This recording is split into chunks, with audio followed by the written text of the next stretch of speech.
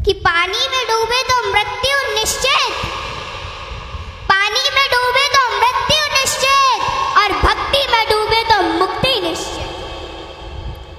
दुनिया रचने वाले को भगवान कहते हैं और संकट हरने वाले को हनुमान कहते हैं। ना किसी को नाराज करके जियो, ना किसी से नाराज होकर के जियो। जिंदगी बस कुछ पलों की है, सबको खुश रखो और खुश होकर के जियो। 5 तत्व का पुतला प्राणी सूरत सबकी न्यारी, कलाकार है कैसा भगवान उससे दुनिया हारी।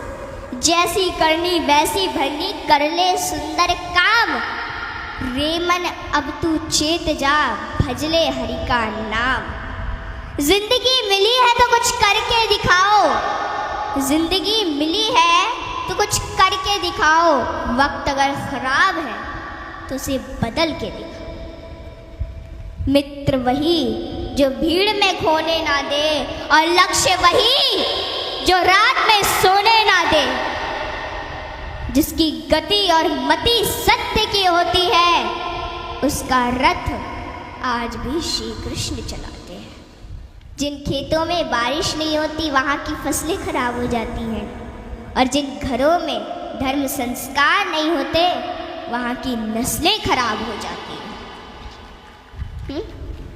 हमारे जीवन में 7 सुख होते हैं, और वो 7 सुख कौन कौन से सुख होते हैं? पहला सुख निरोगी काया, दूजा सुख घर में माया, तीसरा सुख कुलवंती नारी, चौथा सुख पुत्र हो आज्ञाकारी, 5वां सुख स्वदेश में वासा, 6वां सुख राज हो पासा, 7वां सुख संतोषी जीवन, ऐसा हो तो धन्य हो जीवन। हाँ? आवत ही हर्षै नहीं, नैनन नहीं स्नेह। आवत ही हर्षै नहीं, नैनन नहीं स्नेह, तुलसी तहा न जाइए कंचन बरसे में। कि जिस स्थान या जिस घर में आपके जाने से लोग खुश ना होते हो, और उन लोगों की आंखों में आपके प्रति प्रेम और ना ही स्नेह हो, तो वहाँ हमें कभी नहीं जाना चाहिए, चाहे वहाँ धन की वर्षा क्यों ना होती हो। हाँ? यदि किसी बच्चे को उपहार ना दिया जाए तो वह थोड़ी देर रोता है, पर संस्कार ना दिए जाए तो जीवन भर रोएगा।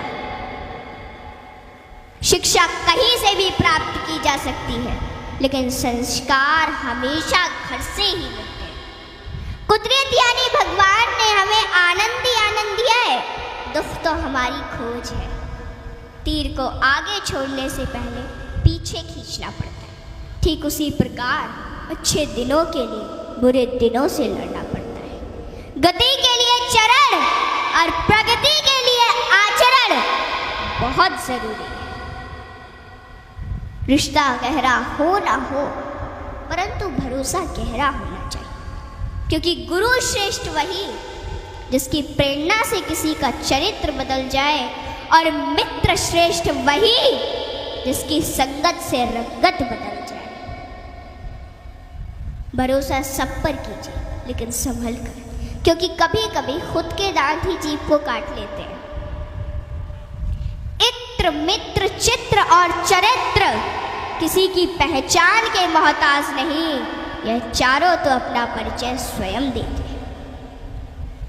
जीवन में जो कुछ भी करो पूर्ण समर्पण के साथ करो। प्रेम करो तो मीरा की तरह, भक्ति करो तो हनुमान की तरह, प्रतीक्षा करो तो शबरी की तरह, शिष्य बनो तो अर्जुन के समान, और मित्र बनो तो स्वयं कृष्ण के समान।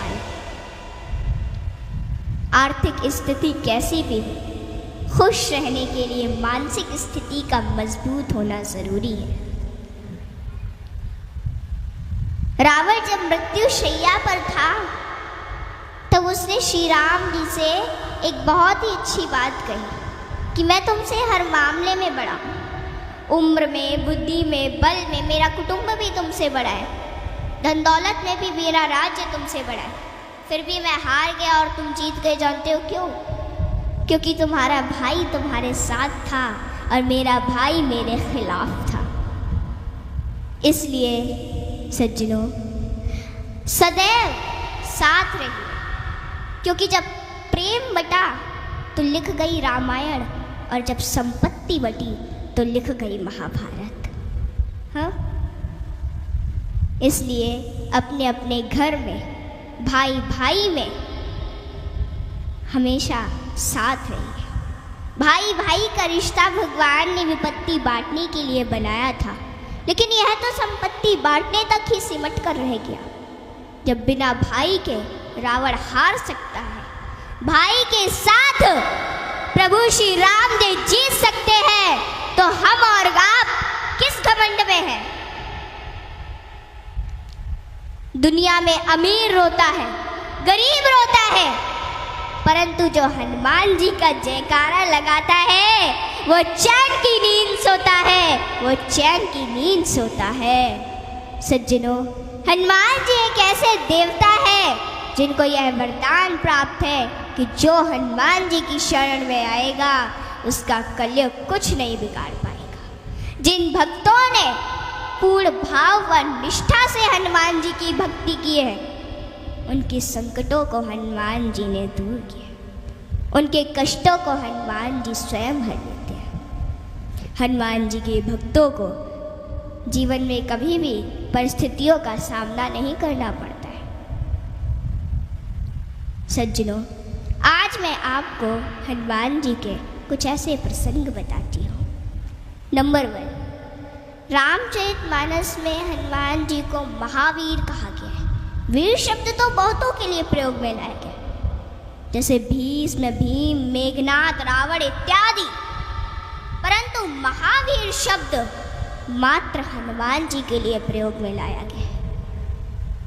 सज्जनों, रामचरितमानस के अनुसार वीर वो है जो 5 लक्षण से परिपूर्ण: विद्यावीर, धर्मवीर, दानवीर, कर्मवीर और बलवीर। परंतु महावीर वो है जिसने 5 लक्षण के वीर को अपने वश में कर रखा, और राम जी में ये 5 लक्षण थे और हनुमान जी ने अपने वश में कर रखा था। कहते हैं ना कि भगत के वश में है भगवान, और हनुमान जी तो श्री राम जी की परम भक्त है।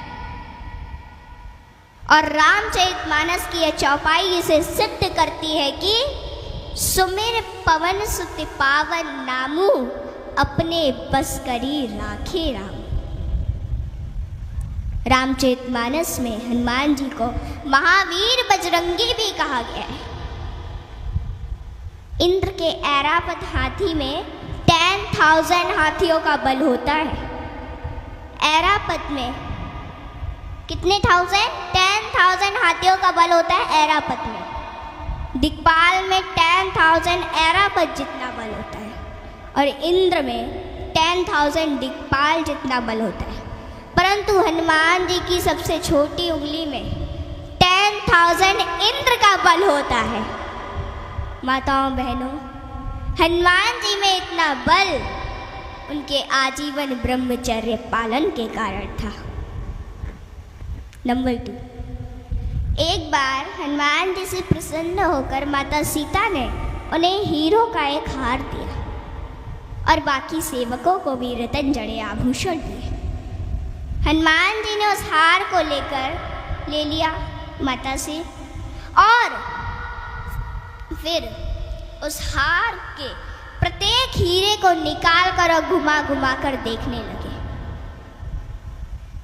और फिर उन्हें चबा चबा कर जमीन पर फेंकने लगे।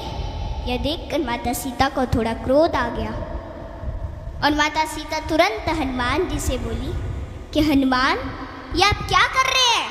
इतने मूल्यवान हार को आप नोच खसोट कर नष्ट कर रहे हैं, नीचे फेंक रहे हैं।